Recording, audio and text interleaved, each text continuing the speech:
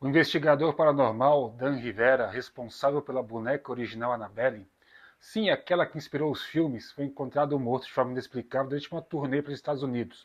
Todos sabemos já disso. Mas neste vídeo, revelaremos a trajetória de vida de Dan, sua ligação com os Warren, a história real da boneca e o que pode ter levado à sua morte repentina. Seria apenas uma parada cardíaca? Ou a Annabelle fez mais uma vítima? Assista até o final e tire suas próprias conclusões. Em 13 de julho de 2025, o responsável por guardar um dos objetos mais amaldiçoados do mundo foi encontrado morto em seu quarto de hotel, sem nenhuma testemunha, nenhum sinal de crime, apenas silêncio e uma boneca que nunca sorri. Hoje você vai conhecer a trajetória do homem que dedicou a vida a enfrentar o sobrenatural e pode ter pago um preço mais alto por isso. Tudo começou na infância em sua casa em Bridgeport, Connecticut, onde desde pequeno viveu situações sobrenaturais na sua própria casa, como luzes piscando sozinhas, vozes vindo de lugar nenhum e pontos gelados na casa. Mas apesar do medo e da insegurança sobre o inexplicável, o pequeno Dan, em vez de fugir, começou a se interessar por aqueles fenômenos e, conforme ele ia crescendo, começou a estudá-los em vez de temê-los. Com o passar dos anos, conforme ele foi ficando mais velho, Dan começou a frequentar terreiros de santeria, que aqui muitas pessoas chamam por preconceito ou ignorância de macumba. Dan, quando tinha por volta dos seus 15 anos, se aproximou da comunidade cubana e porto-riquenha local, onde, em contato com a santeria e o espiritismo latino, aprendeu a usar velas, rezas, oferendas aos espíritos, além de técnicas de limpeza espiritual, e longe do preconceito e da ignorância de muitos. Dan Rivera sempre teve um profundo respeito e usou tudo o que aprendeu para se proteger contra as forças malignas. Aos 18 anos, ele se alistou no Exército, que, diferente do Brasil, tem que ser feito por livre e espontânea vontade e você assina um contrato com um tempo específico de serviço. Lá ele aprendeu rigidez, organização, senso de disciplina, coisa que ele levou para a vida toda, pessoal e para o seu trabalho como investigador paranormal. Após cumprir aí o seu dever cívico com o país, o Dan Rivera voltou imediatamente a fazer o que ele mais gostava. Começou a se envolver em eventos de ocultismo e paranormalidade. Em 2014, num seminário na região de New Haven, ele teve o primeiro contato direto com a Lorraine, já viúva de Ed Warren, que havia falecido em 2006. Lorraine ficou impressionada com o conhecimento do Dan Rivera sobre ritualismo e paranormalidade. O que mais chamou a atenção de Lorraine é que o jovem rapaz, além de ter um profundo conhecimento, não tentou se vender para ela assim como um médium ou vidente, mas sim como um estudioso que buscava a compreensão e, se possível, explicação dos fenômenos sobrenaturais que existem no mundo. E aí, a partir desse encontro, ele passou a participar da New England Society for Psycho Research, a NESPER, traduzindo Sociedade de Pesquisas Paranormais da Nova Inglaterra. Na Nesper, ele começou a sua carreira como colaborador logístico e depois, quando foi ganhando a confiança de todos, foi promovido para assistente de investigação. Até que em 2019 a Lorraine Warren faleceu e o Dan recebeu a sua última promoção, de se tornar curador do Museu Warren e dar continuidade ao legado do casal Warren. O casal Warren e a boneca Annabelle, temos certeza de que todos conhecem, mas a Nesper, vocês já ouviram falar? Então, vou falar um pouquinho da Nesper. Fundada em 1952 por Ed e Lorraine Warren, a Nesper é uma organização dedicada à investigação de fenômenos paranormais. Ed era um demonologista autodidata e Lorraine uma médium clarividente. Eles são os fundadores da Nesper. Hoje, essa instituição atua como um centro de investigação paranormal, oferecendo consultas familiares, apoio espiritual, investigações de campo com equipamentos eletrônicos e rituais de proteção, preservação e estudo de objetos amaldiçoados, além da produção de conteúdos para podcasts e palestras, Com a morte dos fundadores, né, a Nesper, a instituição, foi assumida por Tony Spera, que é genro dos Warren. E Dan Rivera, esse último que, sem os Warren para impedi-lo, resolveu fazer a turnê Demônios na Estrada.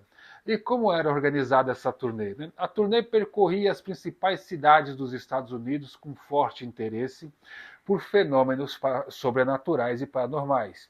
Eram feitas conferências de terror e cultura gótica. Locais tipo incluíam teatros antigos, centros de convenções, casas históricas com fama de assombradas. Cada parada era anunciada com antecedência e vendia ingressos para palestras, sessões de perguntas e a exibição segura da Annabelle dentro de uma caixa de vidro lacrada. A equipe da Nesper estava presente na turnê e fazia um rigoroso protocolo de operações. Dan Rivera, como curador e cuidador principal da boneca, né, técnicos responsáveis por montar a caixa lacrada e sistemas de contenção e supervisores de segurança espiritual. Usavam símbolos católicos, água benta e incensos. Assistentes que garantiam o transporte sem contato direto com o artefato, né? E eles seguiam um cronograma diário de preparar o local com símbolos de proteção, realizar palestras e testemunhos, exibir a Annabelle por trechos curtos e moderados, e a sua retenção com orações e bloqueios energéticos após cada exibição, interatividade e conteúdo com o público. Isso era o principal da turnê. Durante a turnê ocorriam também sessões de perguntas e respostas com o Dan e com membros da Nesper. Depoimentos em vídeo de testemunhos para testemunhar operações paranormais, visualizações controladas em que o público podia ver a boneca mais de perto e ouvir relatos das experiências anteriores. Dan também gravava vídeos exclusivos para as redes sociais vizinhas, compartilhando os bastidores, estranhezas e relatos melancólicos, o que aumentava, né, o engajamento online.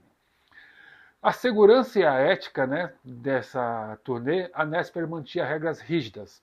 A boneca nunca deixava a caixa de vidro. Ambientações eram feitas com cruz de prata, água benta, incenso de mirra e a integridade física e espiritual do público era preservada.